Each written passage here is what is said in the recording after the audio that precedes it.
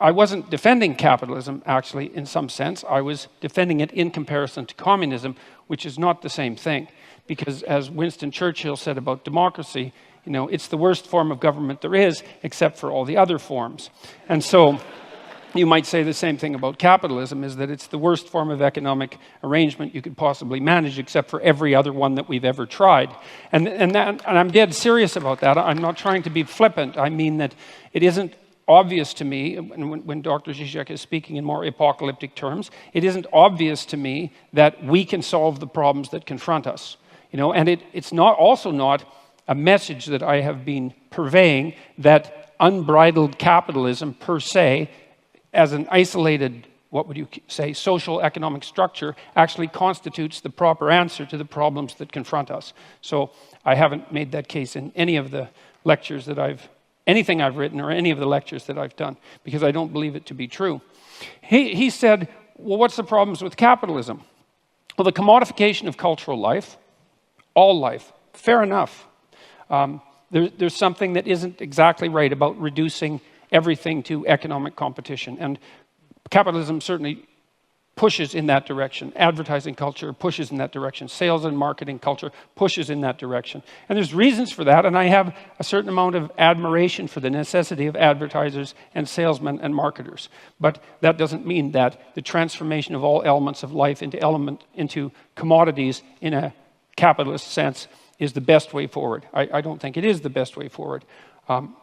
I think the evidence for that's actually quite clear. There is, by the way, a relationship. This is something I didn't point out before. There is a relationship between wealth and happiness. It's quite well defined in the psychological literature. Now, it's not exactly obvious whether the happiness measures are measures of happiness or whether they're measures of the absence of misery. And my sense is, as a psychometrician who's looked at these scales, that people are more concerned with not being miserable than they are with being happy. And those are all actually separate emotional states mediated by different psychobiological systems. It's a technical point, but it's an important one. There is a relationship between absolute level of income and self-reported lack of misery or happiness. And it's pretty linear until you hit, I would say, something approximating decent working class income.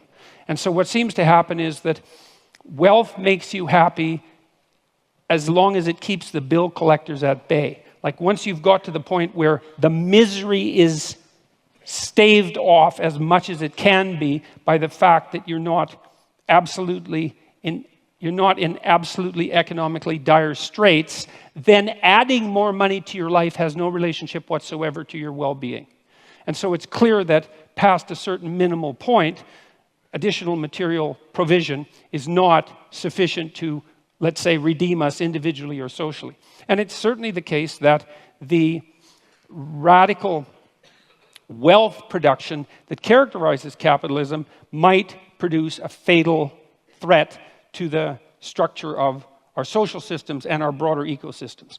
Who knows? I'm not absolutely convinced of that for a variety of reasons. I mean, Zizek pointed out, for example, that there are more forests in Europe now than there were 100 years ago. There's actually more forests in the entire northern hemisphere than there were 100 years ago. And the news on the ecological front is not as dismal as the people who put out the most dismal news would have you think. And there is some possibility.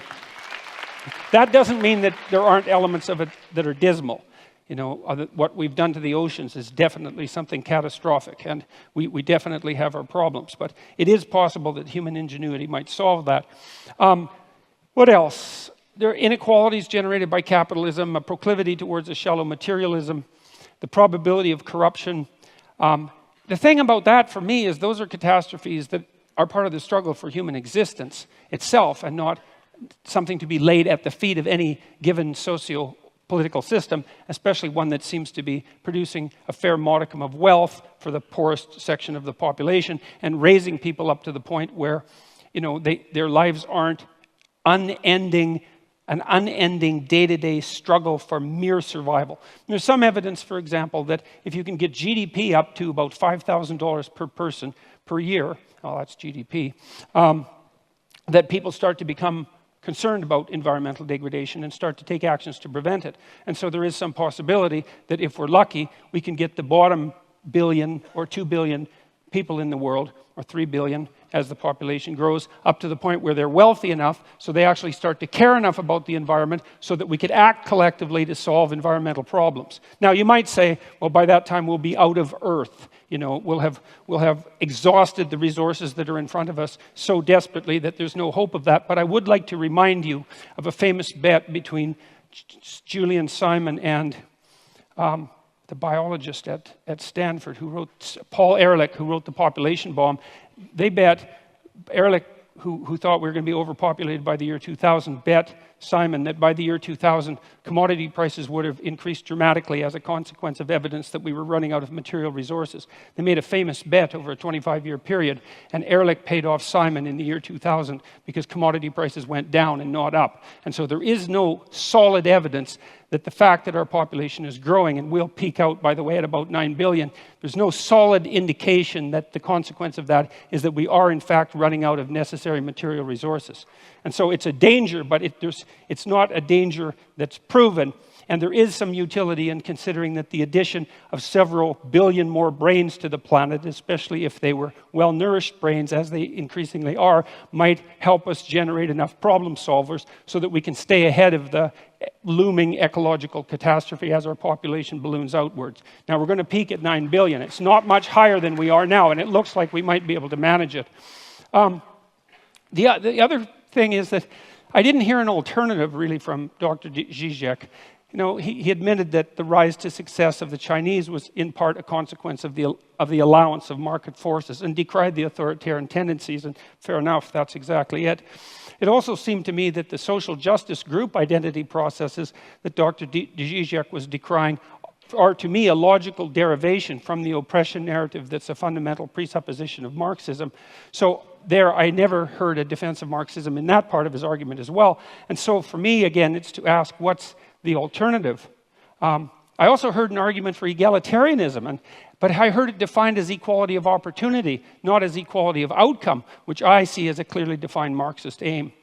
I heard an argument for a modified social distribution of wealth, but that's already part and parcel of most modern free market states, with a wide variation and an appropriate variation of government intervention, all of which constitute their own experiment. We don't know how much social intervention is necessary to flatten the tendency of hierarchies to become tilted so terribly that only the people at the top have everything and all of the people at the bottom have nothing. It's a very difficult battle to fight against that profound tendency, much deeper than the tendency of capitalism itself, and we don't exactly know what to do about it. So we run experiments, and that seems to be working perfectly reasonably, as far as I can tell. Have you ever heard of data brokers? They're the middlemen collecting and selling all those digital footprints you leave online. They can stitch together detailed profiles which include your browsing history, online searches, and location data. They then sell your profile to a company that delivers you a targeted ad. No biggie, right? Well, you might be surprised to learn that these same data brokers are also selling your information to the Department of Homeland Security and the IRS. So to mask my digital footprints, I protect myself with ExpressVPN. One of the easiest ways for brokers to aggregate data and tie it back to you is through your device's unique IP address, which also reveals information about your location. When you're connected to ExpressVPN, your IP address is hidden. That makes it much more difficult for data brokers to identify who you are. ExpressVPN also encrypts 100% of network traffic to keep your data safe from hackers on public Wi-Fi. That's why I have the ExpressVPN app downloaded on all of my devices, phone, computer, and even my home Wi-Fi router. All I do is tap one button to turn it on, and I'm protected. It's that easy. Make sure your online activity and data is protected with the best VPN money can buy. Go to expressvpn.com/JordanYT. That's expressvpn.com/JordanYT for 3 extra months free. expressvpn.com/JordanYT. Well, I'll close with this. Capitalism in the free market, well, that's the worst form of social organization possible, as I said, except for all the others. There is a positive relationship between economics measured by income and happiness, or psychological well-being, which might be the absence of misery. I certainly do not believe And the evidence does not suggest that material security is sufficient. I do believe, however, that insofar as there is a relationship between happiness and material security, that the free market system has demonstrated itself as the most efficient manner to achieve that, and that was actually the terms of the argument. So thus, if it's capitalism versus Marxism with regards to human happiness, it's still the case that the free market constitutes the clear winner. And maybe capitalism will not solve our problems. I actually don't believe that it will. I've in fact argued that the proper pathway forward is one of individual moral responsibility aimed at the highest good. It's something for me that's rooted in our underlying Judeo-Christian tradition that insists that each person is is sovereign in their own right and a locus of ultimate value, which is something that you can accept regardless of your religious presuppositions, and something that you do accept if you participate in a society such as ours. Even the fact that you vote, that you're charged with that responsibility, is an indication that our society is structured such that we presume that each person is a locus of responsibility and decision-making of such import that the very stability of the state depends upon the integrity of their the integrity of their character. And so what I've been suggesting to people is that they adopt as much responsibility as they possibly can in keeping with that, in keeping with their aim at the highest possible good, which to me is something approximating a balance between what's good for you as an individual and what's good for your family, in keeping with what's good for you as an individual, and then what's good for society in the larger frame, such that it's also good for you and your family. And that's a form of an elaborated, iterated game, a form of elaborated cooperation. It's a sophisticated way of looking at the ways society could possibly be organized, and I happen to believe that that has to happen at the individual level first, and that's the pathway forward that I see. And so that's my 10-minute commentary.